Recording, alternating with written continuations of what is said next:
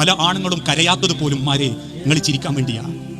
ഞാനിങ്ങോട്ട് വരുമ്പം ഈ നിലമ്പൂര് പാലം കഴിഞ്ഞ ഉടനെ ഒരു കപ്പലണ്ടീന്റെ കവറും പിടിച്ചിട്ട് ഒരു സാധു മനുഷ്യനുണ്ട്, വേർപ്പ് വറ്റി നിൽക്കുക. ഞാനൊരു ചായ കുടിച്ച് ഇങ്ങനെ ഇരിക്കുമ്പോൾ അയാളെ മുഖത്തോക്കിയിട്ട് ചിന്തിച്ചു, അയാളെയും കാത്തിരിക്കുന്ന ഒരു ഭാര്യയുണ്ട്, അയാളെയും കാത്തിരിക്കുന്ന ഒരു മക്കളുണ്ട്.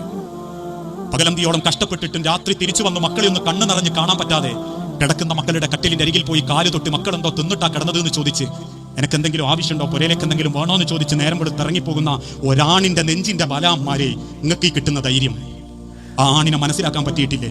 ഒന്ന് ചേർത്ത് നിർത്തിയിട്ടുള്ളത് മതിക്കാന്ന് പറയാൻ പറ്റിയിട്ടില്ലേ? അയാളുടെ വിയർപ്പിന്റെയും അയാളുടെ ശരീരത്തിന്റെ വേദനയുടെയും വിലയറിയാൻ പറ്റിയിട്ടില്ലേ? പിന്നെന്ത് സൗന്ദര്യം? പിന്നെ നിങ്ങൾ എത്ര ചേർത്ത് മിനിക്കിയിട്ട് എന്താ കാര്യം? ഏതാണുങ്ങൾ നിങ്ങളെ നോക്കിയിട്ട് എന്താ കാര്യം? ഒരു സ്ത്രീ അവളുടെ സ്വഭാവം കൊണ്ടും പെരുമാറ്റം കൊണ്ടും സൗന്ദര്യം ഉണ്ടാക്കേണ്ടത് ആണിന്റെ മുഖത്താണ്. നിങ്ങളെ ജീവിതത്തിൽ കിട്ടിയത് ഒരു ഭാഗ്യമായിട്ട് അവൻ പടച്ചവനോട് പറയണം. രാത്രി കിടക്കപ്പായിൽ നിന്ന് എഴുന്നേറ്റ് ഭാര്യയെ വിളിച്ചുണർത്തി, ഭർത്താവിനെ വിളിച്ചുണർത്തി അള്ളാന്റെ നേരെ കൈനീട്ടുമ്പോൾ പടച്ചവൻ പറയുന്ന അള്ള ഏറ്റവും ഇഷ്ടപ്പെട്ട ഭാര്യ ഭർത്താക്കന്മാരും അങ്ങളിൽ നിന്ന്. അതുകൊണ്ട് അമ്മമാരെ, നിങ്ങളെ ഭർത്താവിനെ ഒന്ന് അറിയണം. ഒരു പെണ്ണിന്റെ ജീവിതം കൊണ്ട് ആണിന്റെ മനസ്സിലുണ്ടാക്കേണ്ട അടയാളം സഹോദരങ്ങളെ